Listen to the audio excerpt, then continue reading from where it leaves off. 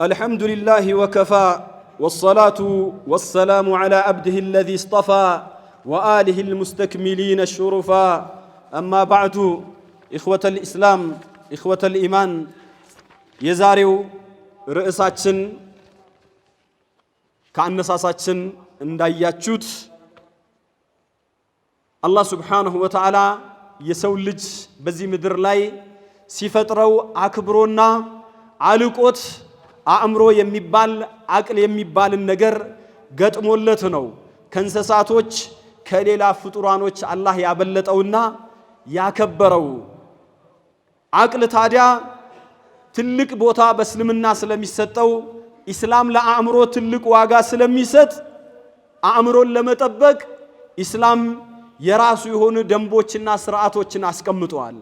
አንድ ሰው የአንድን ሰው አእምሮው ላይ ጉዳት ቢያደርስ መክፈል ያለበት ቅጣቱን ያስቀመጠው የነፍስ ዋጋ ነው። 100 ግመል እንዲከፍል ነው የሚደረገው። የሰው አእምሮ ያበላሸ አእምሮን ከጥቅም ውጭ ያደረገ አእምሮን የሚበክል ነገር መጠቀምን አእምሮን የሚያበላሽ ማገናዘቡን የሚነሳን ነገር ደግሞ መጠቀም በሸሪዓችን 80 ጅራፍ እንዲገረፍ ሰውየውን ያስደርገዋል። እስልምና ሲመጣ 5 መሰረታዊ ነገሮችን ለመጠበቅ ነው ትልቁ የኢስላም ዓላማው። የመጀመሪያው ሒፍዙ ዲን ነው፣ የሰዎችን ሃይማኖት እምነታቸውን መጠበቅ ነው።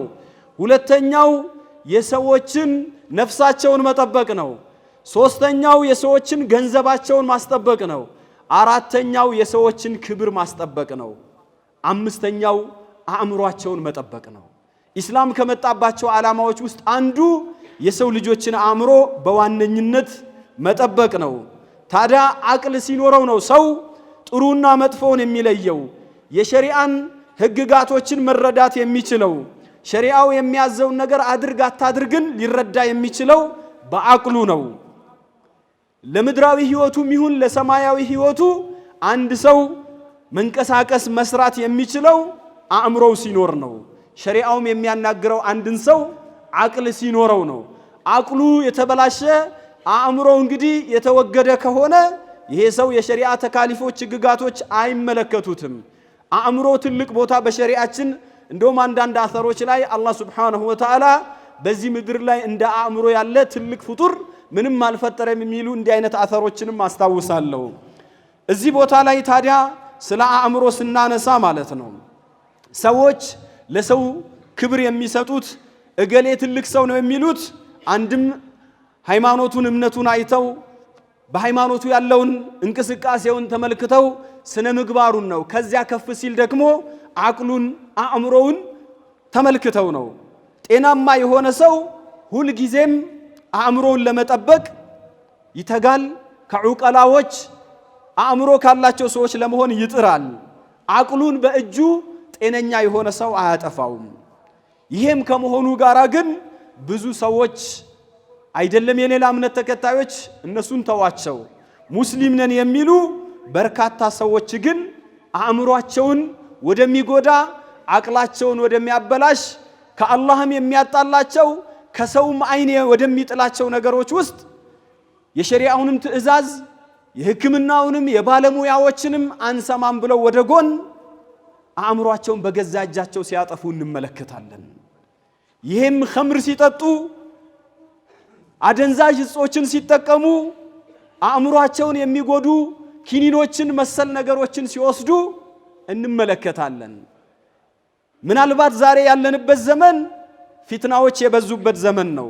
ሐራም ነገሮች በራቸው በሰፊው የተከፈተበት ከዓለም ከአንዱ አጽናፍ እስከ አንዱ አጽናፍ ያለውን ነገር ሰዎች በአይናቸው በብረቱ የሚመለከቱበት በቴሌቪዥን መስኮት በስልካቸው ሐራም ነገሮች ሲሰሩ እያዩ እየተመለከቱ የሚዝናኑበት አደገኛ ሰዓትና ሐራም ነገሮች ሐራምነታቸው እየተረሳ የመጣበት ሰዓት ላይ ደርሰናል። ነቢያችን ሰለላሁ ዐለይሂ ወሰለም ከቂያማ ምልክቶች ውስጥ ምን አሉ? ዒልም ይነሳል፣ መሐይምነት ይሰፍናል፣ ኸምር ይጠጣል፣ ዚና በአደባባይ ላይ ይፋ ይሆናል ብለው ነው ነቢያችን ያስቀመጡት። ይሄ ቂያማ መዳረሻ ሲደርስ ነው። ዛሬ በአይናችን እያየነው ያለነው ነገር ነው። ዒልም እየጠፋ ነው፣ ጅህልና እየሰፈነ ነው፣ ኸምር በገፍ ማስታወቂያዎች ይሰሩለታል በየቴሌቪዥኑ። አንድ የጤና ጥበቃ ሚኒስትር የነበረው ዶክተር አሚር ምናልባት እንዲቀር እስኪያደርገው ድረስ ቴሌቪዥኖች ላይ የሚቀርበውን አይታችሁ ከሆነ ኸምሩን ወርቃማ እንትን እየተባለ ህፃናት ልጆች ባባ ምንድነው ይሄ ወርቃማ ነገር እያሉ በየቤቱ በየቴሌቪዥኑ እየተሰበኩ ኸምር ምን ያህል በአገራችን ከፍተኛ ደረጃ ደርሶ እንደነበር የኸምር ማስታወቂያዎችን ተመልክተናል። በየስፖርቱ በየዜናው መሐከል የኸምር ማስታወቂያ ነበር የምንመለከተው። ኸምር የሚባለው እንደውም አገራችን አደገች የሚባለው ምናልባት ሌላ ኢንዱስትሪ የላትም። በብዛት በዚህ 30 ዓመት ውስጥ ነው የማቀው አብዛኛው የኸምር ፋብሪካ ነው የተከፈተው ማለት ይቻላል። ዛሬ በኸምር ፋብሪካ ነው ሰዎች እየተወዳደሩ ያሉት። ኸምርን ሰዎች በተለይ ከፈራው ማታ ሲገባ ኸምር ካልጠጣ በር ላይ ያለ ግሮሰሪ ጎራ ካላለ እቤቱ የማይገባበት ተጨባጭ እያየን ያለ ነው። ኸምር እንግዲህ በይፋ ይሆናል ያሉት ነቢያችን ሰለላሁ ዐለይሂ ወሰለም ወደኛ መጡና ምን አሉ? ከኡመቶቼ ሙስሊም ነን የሚሉ ወደፊት የሚመጡ አሉ። ለወንዶች ሐር ይፈቀዳል የሚሉ እንደዚሁም ዚናን ሐላል የሚያደርጉ ኸምርንም ሐላል የሚያደርጉ የሙዚቃ መሳሪያንም ሐላል የሚያደርጉ ከኡመቶቼ ይመጣሉ ብለው ነቢያችን ሰለላሁ ዐለይሂ ወሰለም ተናግረዋል። ይሄ በገቢር እያየነው ነው ያለነው። እነዚህን ሁለት ሐዲሶችን ስንመለከት ዛሬ ያለንበትን ሁኔታ ሰዎች በመጠጥ በኸምር ነገር እንዴት እየዘቀጡና እየወደቁ እንደሆነ ነው የምንመለከተው። ምናልባት ከተማ ላይ ብቻ አይደለም፣ ወደ ሰሜኑ ክፍል ብትሄዱ ወደ ደቡቡ ብትሄዱ ሙስሊም ነን የሚሉ ቤተሰቦች አረቄ ሲጠምቁ ጠላ ሲጠምቁ ታገኛላችሁ። ሙስሊሞች ናቸው፣ ሰላት አይሰግዱም። ታሪከ ሰላት ሆነው ለምን ኸምር ትጠምቂያለሽ ሴቷን ስትላት ባሌ ውጭ ሄዶ ከሚወድቅና መጠጥ ቤት ከሚጠጣ ብሩንም ከሚዘረፍ እዚሁ እኔ ቤት ብሰራለት ይሻላል እየተባለ እስቲ ወደ ወሎ ሂዱ፣ ወደ ደቡብ ወሎ፣ ወደ ሰሜን ወሎ፣ ወደዛ አካባቢ ብትሄዱ በየአቅጣጫው ምን ያህል ኸምር ይጠጣ እንደነበር እናውቃለን። ምናልባት ትንሽ የዲን እንቅስቃሴ ሲመጣ ሰዎች ወደ መስጂድ ሲገቡ በጀማዓተ ተብሊግም እንደዚሁም በጀማዓተ ሰለፊያ በዳዕዋ አማካይነት ሰው ወደ መስጂድ ሲመጣ ነው እንጂ እኛ ወላጆቻችንን ስናገኝ ነፍስ ስናውቅ ኸምር እየጠጡ ነው የምናውቀው። ከፈራው ሲጠራቸው ናጠበል ቅመስ ሲባል ሄዶ ጠላ የሚጠጣ ቤተሰብ ነው በየአቅጣጫው የነበረው እናውቃለን። በየቦታው ያለ ዒድ ሲሆን ከቁርጥ ስጋ ጋራ ከክትፎ ጋር በላለው ብሎ መጠጥ የሚጠጣ ህዝብ ነበር የነበረን። በየአቅጣጫው ሙስሊሙ ህብረተሰብ ኸምር ውስጥ እንዴት ገብቶ እንደነበር ዛሬ ብዙ ለውጥ አለ። አልሐምዱሊላህ ረቢል ዓለሚን ብዙ ሰው ተለውጧል። ዲኑን እያወቀ የመጣበት ሰዓት ነው። ነገር ግን የሚገርማችሁ አዲሱ ትውልድ ደግሞ የትናንትና ወላጆች ጎልማሳዎች ከዚህ ሲወጡ አዲሱ ወጣት ደግሞ ወደዛ እየተመመ ነው ያለው። በአሁኑ ሰዓት ኸምር የሚጠጣባቸውን ቤቶች እናውቃለን። ገስታውስ እየተባሉ በየቦታው ወደ ተለያየ ስፍራ ብትሄድ መጀመሪያ እንደ መንዲ አረቢያን ፉድ ተብሎ ምግብ ቤቶች አካባቢ ነው። ከዛ ጎራ ስትል ጫት አለ፣ ከዛ ሺሻ አለ። ማታ ጨለምለም ሲል ደግሞ ኸምርና ዚና የሚሰራባቸውን ቤቶች በተግባር በተጨባጭ ያሉበት ሁኔታ ነው የምናውቀው። የሚገባባቸው ከፈራው ሳይሆን ሙስሊም ነኝ የሚለው ነው። ሱብሃንአላህ እንዲህ አይነት ቤቶች በየቦታው አንዳንድ ሰዎች ባለማወቅ እዛ አካባቢ ላይ ሄደው ምግብ ልበላ ነው ይላሉ ከጓደኞቻቸው ጋር እዛ ውስጥ ተነክረው የሚወጡበትና ሳያስቡት ተለክፈው የኸምር ሱሰኛ ሆነው የቀሩ ብዙ ወንድሞች አሉ በየቦታው። አንዳንዶቹ ደግሞ አላህ ደርሶላቸው ተውበት ያደረጉ አሉ። እዚህ ቦታ ላይ ኸምርን እንግዲህ ነቢያችን ሰለላሁ ዐለይሂ ወሰለም በአላህና በመጨረሻው ቀን ያመነ ሰው አሉ ነቢያችን ሰለላሁ ዐለይሂ ወሰለም ኸምር የሚጠጣበት ጠረጴዛ ላይ እንዳይቀመጥ መን ካነ ዩእሚኑ ቢላሂ ወልየውሚል አኺር ፈላ የጅሊስ አላ ማኢደቲን ዩዳሩ ዐለይሃ ቢልኸምር ይላሉ። አንተ አትጠጣው፣ ነገር ግን ኸምር የሚጠጡ ሰዎች ጋራ ጉዳይ ለመጨረስ ብለህ የከፈራዎች ምግብ ቤት ገብተህ እሱ ድራፍት እየጠጣ አንተ ለስላሳ እየጠጣ አጠገቡ ቁጭ ብለህ ከሆነ በአላህና በመጨረሻው ቀን ማመንህ ያጠራጥራል። ምክንያቱም እዛ ጋር ስትደርስ ስትቀርበው እየቀረበህ ነው የሚመጣው። ሌሎችም ሰዎች ገሌ ጠጥቷል ብለው ሊገምቱ ሁሉ ይችላሉ። ይሰክራል ብለው ቢጠረጥሩ እነዚህን ሰዎች አትውቀሳቸው። ምክንያቱም ነቢዩ ሰለላሁ ዐለይሂ ወሰለም እዛ አካባቢ ላይ ዝር ብላችሁ እንዳትቀርቡ። አንድ ወንድም በአንድ ወቅት ላይ አላህ ከዛ እንግዲህ አውጥቶታል። እኔ አንድ ቀን አለኝ ቅድም ያነሳሁላችሁን የሆነ ምግብ ቤት ገባው በልቼ ከዛ በኋላ እዛው እንትን እያልኩኝ እየሳቡኝ አኺር ላይ ሰክሮ መጨረሻ ልጁ መንገድ ላይ እየጮኸ ማለት ነው። የመስጂድ ልጅ እኮ የሆነ እንደው የሚገርም እንዲህ አይነት ብዙ ፊትና በየአቅጣጫው አለ።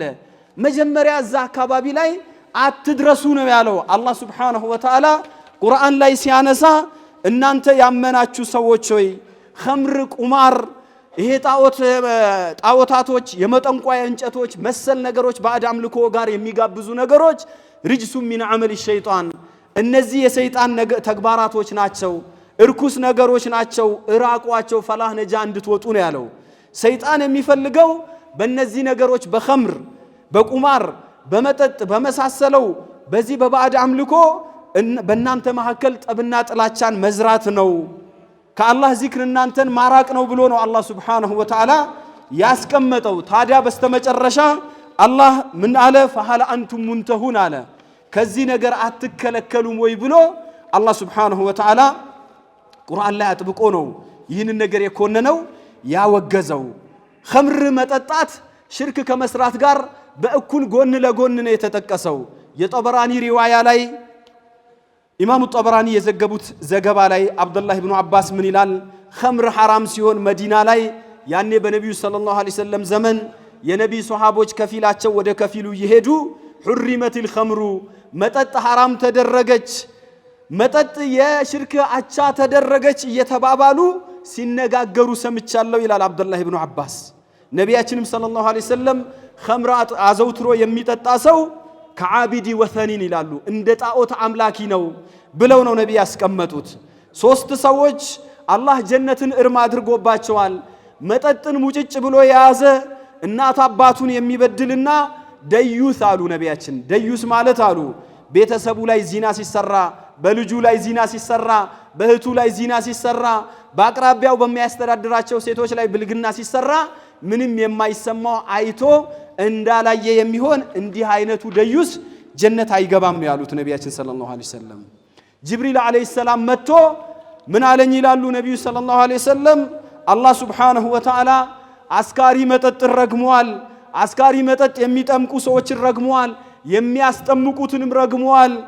የሚጠጡ ሰዎችንም ኸምር የሚሸከሙ ሰዎችም አሸክመው የሚወስዱ ሰዎችም የሚሸጡትንም የሚገዙትንም የሚቀዱትንም የሚያስቀዱትንም እነዚህን ወደ 10 ገደማ የሚደርሱ አላህ ሱብሓነሁ ወተዓላ ረግሟቸዋል። ለሰዎች ንገራቸው ነው ያለው። ዛሬ ቢራ ፋብሪካ የምትሰራ ካለ ለቢራ ፋብሪካ ኳስ የምትጫወት ካለ ማለት ነው እንዲህ አይነቱ አይተናል እኮ እኔ አልጠጣሁትም ነገር ግን ደሞዝ ነው የምወስደው እኔ ምን አገባኝ አይነት የግቢው ዘበኛ ነኝ ብሎ የሚያስብ አለ። እኔ ሹፌር ነኝ ስራ የለኝም ብሎ በዚህ ውስጥ የሚገባ አለ። እነዚህ ሁሉ መልዑኖች ናቸው። እነዚህ ሁሉ በሸሪዓው የተረገሙ ናቸው። እዚህ ቦታ ላይ ኸምር እንግዲህ የመጥፎ ነገሮች ሁሉ ምንጭ እንደሆነች ዑስማን ኢብኑ አፋን የተናገሩት አንድ ታሪክ አለ።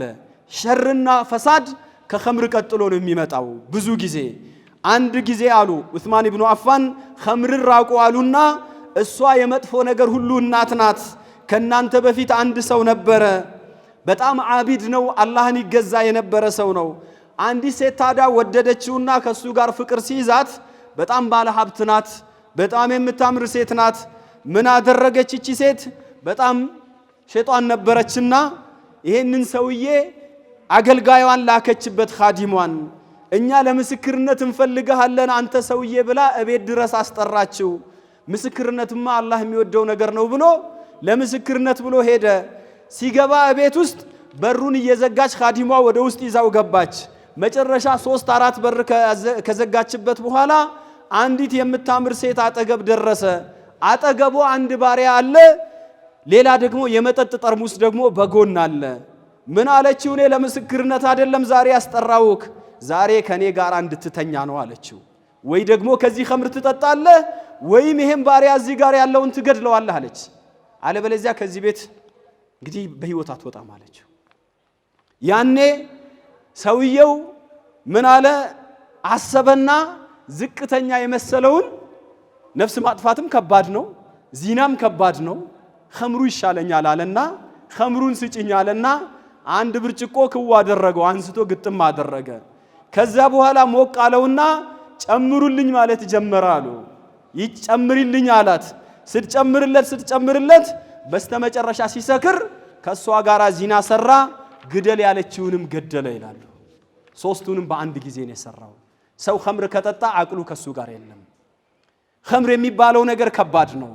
እዚህ ቦታ ላይ ኸምር ራቁ ብለው ምን አሉ ዑስማን? ታዲያ ኸምርን ተጠንቀቁ፣ ወላሂ ኢማንና ኸምር አስካሪ መጠጥ ሁለቱ አንድ ላይ አይሄዱም፣ አንዱ ከገባ አንዱን ያስወጣዋል እንጂ አብረው መቀጠል አይችሉም አሉ ዑስማን። ታዲያ ኸምር ማለት ማንኛውም የሚያሰክር አእምሮን የሚሸፍን ነገር በሙሉ ኸምር ተብሎ ይታወቃል። ኸምርን ተከትሎ ዑለማዎች ኸምር ውስጥ የሚገባው አደንዛዥ እጾች፣ ሰውነትን የሚያደነዝዝ አእምሮን የሚያስት እንደ ኮኬይን ያለ እንደ ኦፒየን ያለ እንደ ሄሮይን ያለ ሌሎችም ደግሞ መሰል ኪኒኖች በአጠቃላይ እንደነዚህ አይነቶች በሙሉ እብደትን የሚያመጡ እነዚህ በሙሉ ኸምር ውስጥ የሚገቡ ናቸው። እንደውም ከኸምርም የከፉ ናቸው ብለው ዑለማዎች በዚህ ዙሪያ በተለይ ሼኹል ኢስላም ኢብኑ ተይሚያ ምን ይላሉ? ሐሺሽ የሚባለውን ነገር እሳቸው እንግዲህ በ8ኛው ክፍለ ዘመን የነበሩ ናቸው፣ ከ700 ዓመት በፊት ማለት ነው። ሐሺሽ ሐራም ነው፣ የሚወስደውም ሰው ኸምር እንደሚጠጣ ሰው መገረፍ አለበት። ከኸምርም የባሰ አደገኛ ነገር ነው፣ አቅልን የሚያሳምም አእምሮን የሚበክል ሰውየውን ከወንድነት አውጥቶ ሴታሴት የሚያደርገው እንደው ደዩስ የሚያደርግ እርኩስ ነገር ነው ብለው በእንዲህ አይነት መልኩ አስቀምጠው የአላህና የነቢን የሙእሚኖችን ቁጣ የሚያመጣ ነገር ነው። ብዙ ሰዎች ይሄን ወስደው አእምሯቸው አብደው ራሳቸውን የሳቱበት ሁኔታ ነው ያለው። ስለዚህ ኸምር ይሄ ሐሺሽ የሚባለው አደንዛዥ እጾች ሐራም አይደሉም የሚል ሰው ካለ ይሄ ሰው ተነግሮት እምቢ ካለ እንደ ሙርተድ ተደርጎ ሊገደል ሁሉ ይችላል ብለው ነው በዚህ ደረጃ ያስቀመጡት። ምክንያቱም ነቢያችን ሰለላሁ ዐለይሂ ወሰለም ማንኛውም አስካሪ ነገር አደንዛዥ እጽ ሐራም ነው ያሉበት ሐዲስ አለና ነው። ኢብኑ ሐጀር አልሐይተሚ ስለ ኦፊዮን ተጠይቀው እኚህ ደግሞ 10ኛው ክፍለ ዘመን ላይ ግብጽ ውስጥ የነበሩ ትልቅ ዓሊም ናቸው። ከአንዳንድ ሀገሮች የሚመጣ ኦፊየም አለ፣ ይሄ ሐራም ነው ወይ ሲሏቸው ጊዜ አክሉል ኦፊዮን ሐራም ነው ብለው ነው በግልጽ ያስቀመጡት። ኢብኑ ሐጀርም ሷሂቡ ፈቱል ባሪ የብሉግል መራም ጸሐፊ ሐሺሽ አሉ አስካሪ ነው፣ አስካሪ አይደለም የሚል ሰው ዝም ብሎ ራሱ ደረቅ ሰው ነው፣ እውነትን አውቆ የሚክድ ሰው ነው። ኸምር የሚሰራውን ስራ በሙሉ ይሰራል፣ እንደው ኸምር ደረጃ እንኳን አያደርስም ቢባል ሙፈቲር ነው፣ ሐራም ነው ብለው ነው ያስቀመጡት። ታዲያ ዑለማዎች በሙሉ እነዚህ መርዛማና የሰው አእምሮ የሚጎዱ ነገሮች ናቸው ብለው አስቀምጠዋል። ጫትን በተመለከተም የጫትን ጉዳት ብዙዎቻችን እናውቀዋለን። በዓለም ላይ በብዙ አገሮች ላይ ከሐሺሽ ተርታ ካደንዛዥ እጽ የሚመደብበት ሁኔታ አለ።